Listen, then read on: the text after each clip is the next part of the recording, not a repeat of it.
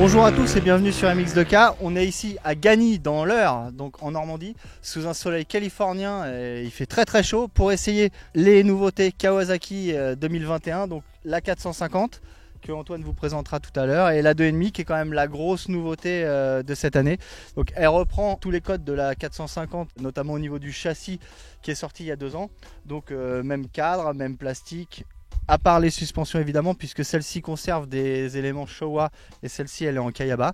Et après au niveau du moteur, bah là c'est complètement différent. On a un embrayage hydraulique à diaphragme, on a un démarreur électrique. Enfin voilà, c'est une moto complètement différente. Voilà pour les changements de la 250. Antoine va vous présenter les changements de la 450. Alors la 450 elle n'avait pas énormément changé depuis 2019, grosse nouveauté. Donc là elle adopte un nouveau guidon, donc nouveau cintre, le K839 exprès pour les Kawa et un embrayage à diaphragme comme la 250, sa petite sœur.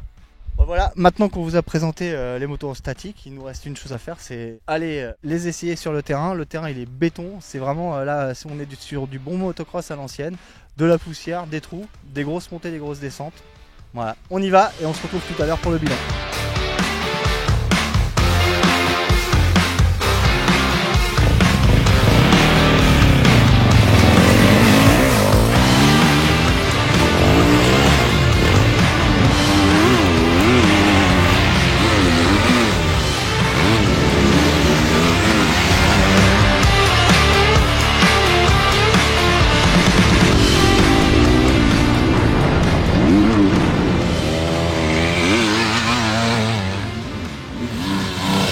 Comme promis, on est de retour pour le bilan après une journée de roulage complète avec les deux motos, donc la 2.5 et la 450 KXF 2021 Kawasaki. Les connaisseurs de Kawa, ils seront pas dépaysés par l'ergonomie générale de la moto, hein, ça reste toujours aussi c'est impeccable quoi, c'est assez neutre, il y a pas grand chose à dire à ce niveau-là. Moi j'aime beaucoup l'embrayage hydraulique, ça je trouve que sur la 2.5 puisque la 450 il l'avait déjà.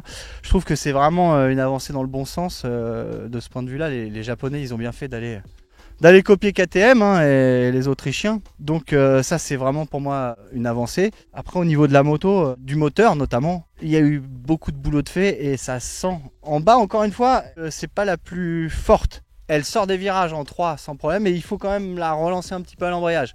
Par contre après, une fois que c'est parti, les mi-régimes sont très corrects et surtout elle monte très très haut dans les tours. Comme vous l'avez dit tout à l'heure, c'était plus de 14 000 tours. Ça c'est super agréable pour les gens qui aiment bien rupter, comme c'est un petit peu mon cas j'avoue. Alors après, il y a aussi, vous pouvez passer des vitesses, hein, mais voilà, elle aime rupter, c'est une moto qui aime l'attaque. Et en plus, bah, le châssis il suit derrière parce que voilà, la paire de suspension Kayaba, elle fait vraiment le boulot. On a retiré quelques clics par rapport à la version vraiment d'origine, comme elle est livrée la moto. On a retiré quelques clics en compression pour l'assouplir un petit peu. On a fait la précharge évidemment à l'arrière et à l'arrière on n'a rien touché d'autre. Donc moi je fais 86 kg, donc je suis un petit peu plus lourd que la moyenne des pilotes. Pour moi là comme ça, sur ce terrain là, c'était vraiment pas mal quoi. Va falloir attendre le comparo pour dire ce qu'elle donne évidemment contre les autres.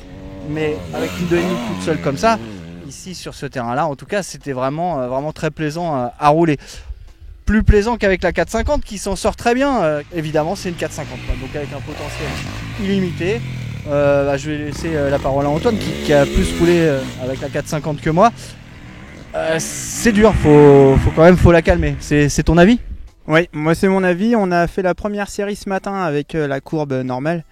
Donc tu l'as dit hein, Richard, le circuit il était très très sec, pas mal de cailloux et donc les traces qui n'étaient pas forcément faites au début de la journée. Après la deuxième série on a mis la courbe la plus soft et la moto s'est révélée beaucoup plus efficace, autant dans les virages, donc la moto et saccadait pas, on restait sur le filet et ça se passait très très bien. Donc on n'avait pas une moto qui dérapait de l'arrière ou potentiellement qui levait. Donc ça c'est le point positif. Quand c'est très sec, la courbe soft elle est très efficace. Le disque avant 270 flottant avec la Durit Aviation, elle est très très bien parce qu'en fait le feeling reste pareil tout au long de la série et ça permet de bien placer la moto dans les virages, quel que soit le dévers. Donc voilà pour ce qui est de la 4.5. Pour revenir sur la 2.5, je sais pas si tu en as parlé, mais le démarreur électrique ça change vraiment la vie. Donc c'était ce qu'on attendait vraiment.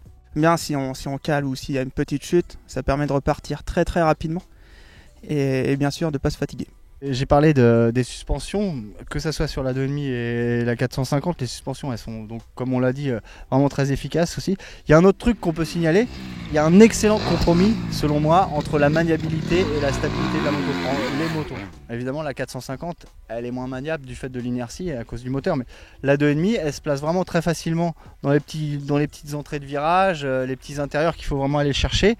Et après quand c'est défoncé et que ça va vite, le châssis il répond vraiment présent aussi, donc ça c'est plutôt agréable.